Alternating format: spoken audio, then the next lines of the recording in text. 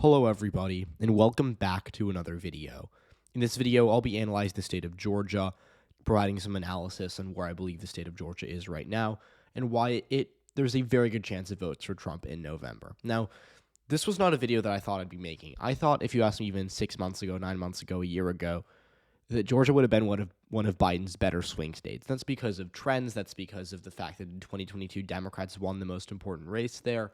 And in general, Biden has a good track record in Georgia, and Democrats have been winning the big races in Georgia for the past few years. The last time Democrats lost a federal race in Georgia was 2016. So, genuinely, there were reasons to be optimistic about Joe Biden's chances here, and there still are. But right now, I think there's a very good chance Trump wins it, and I'll be getting into that in today's video. So the first thing I want to talk about, there's kind of two reasons for this, and I will break this video down to those two reasons. The first is turnout. And I'll start with that.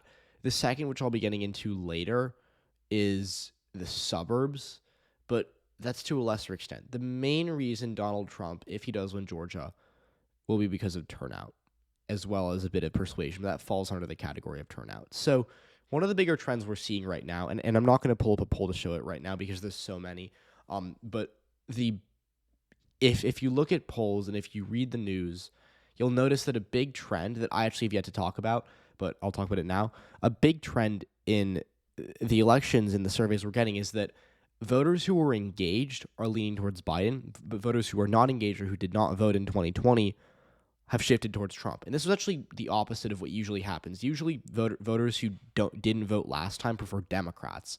And that's why the conventional wisdom in politics is that the higher turnout the election, the better the odds are for the Democrat.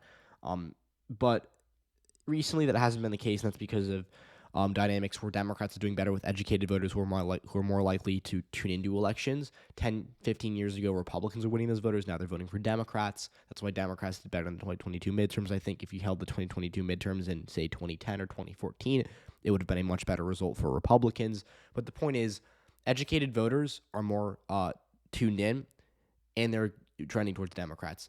Voters without college degrees are historically less tuned in, and they've been, a lot of those voters were once Democrats, and in the polls, they're leaning towards Trump. Now, do you believe the polls?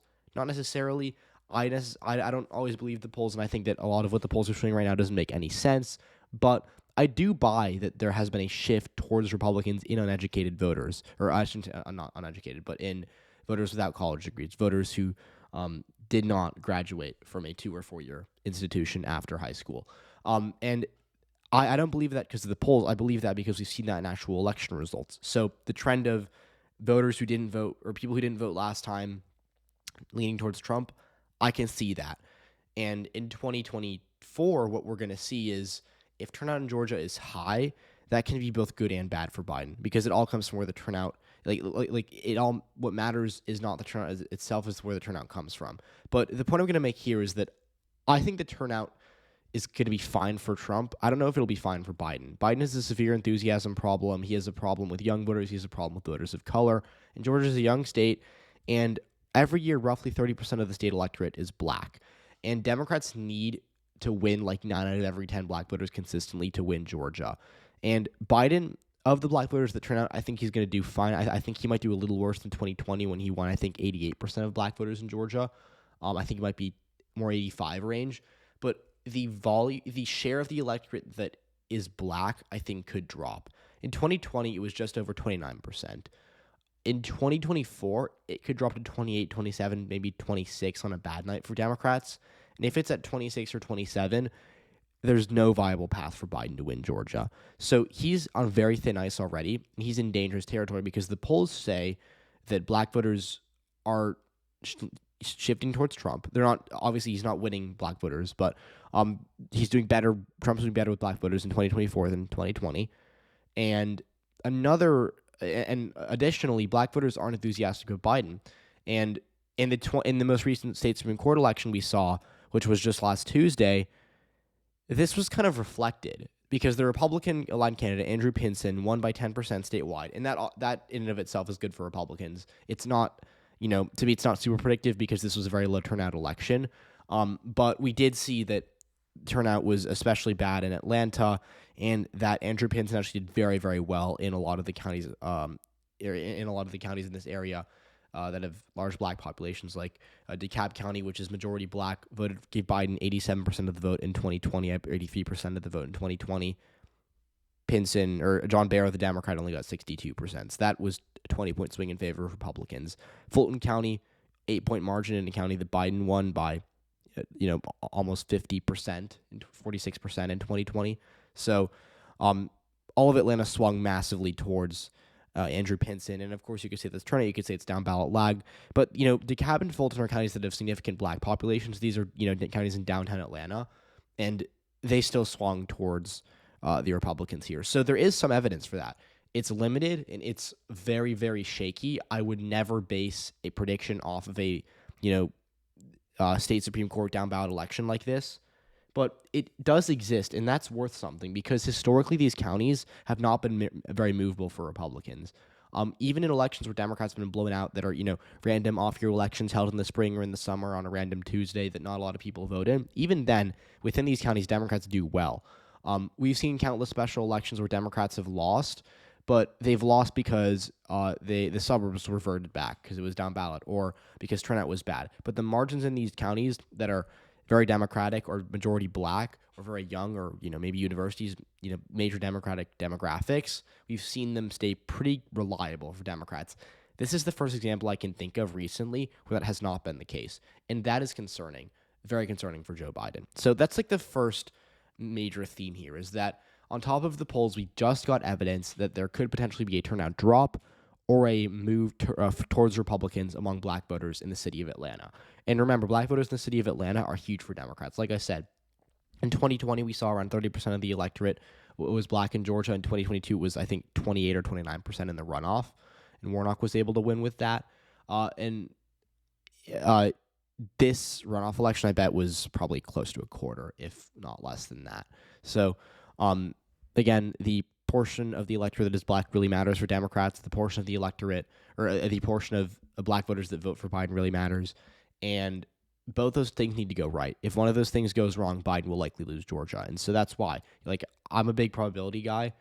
I think that right now, of the one of those two outcomes, it's very likely one of them goes wrong for Democrats. That's why I think if the election were held tomorrow, Trump would very likely win Georgia. Now, the second thing I mentioned was the suburbs. Now, the suburbs, I think, are less of a major concern for Joe Biden than the turnout among his base. But I think there's still an issue there. And so, don't get me wrong, the suburbs are not going to revert back. These counties around Atlanta in this kind of collar region all swung towards Biden massively in 2020, and he's going to win them. I'll say right now, Trump will not flip one of these counties back. I was going to say I'll be very shocked if it happens. I'd be more than shocked. Realistically, Trump is not winning back one of these counties.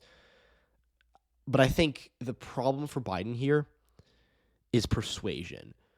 And Democrats in 2022 won a lot of elections they should not have won because they were able to get really, really good numbers out of independent voters. In fact, the turnout in a lot of states, including Georgia, wasn't really what Democrats wanted.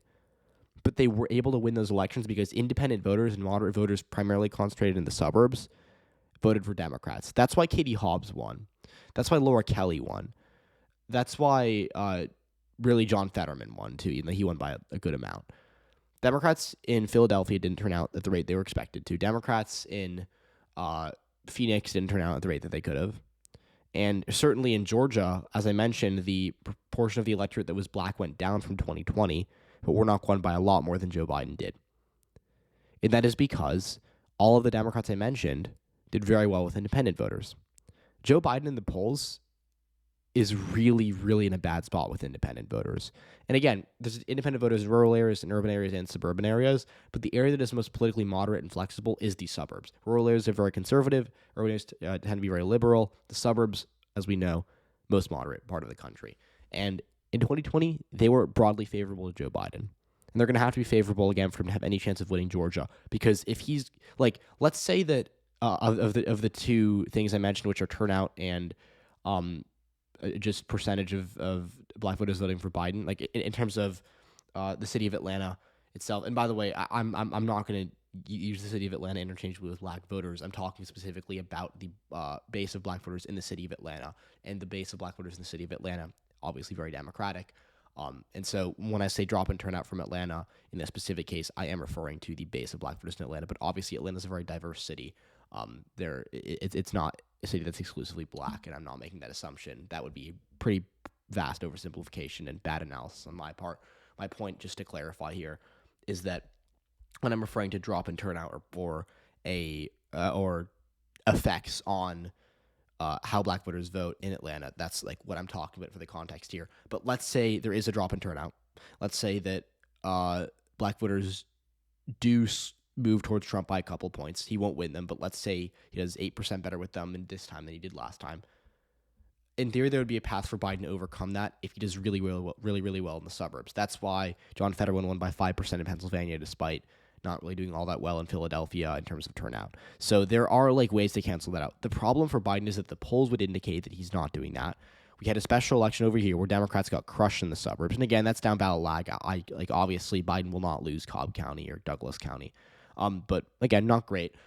And most importantly to me, I think that there's going to be like a lot of people assume that even if Trump wins, he's going to really lose in the suburbs because he's the less moderate candidate.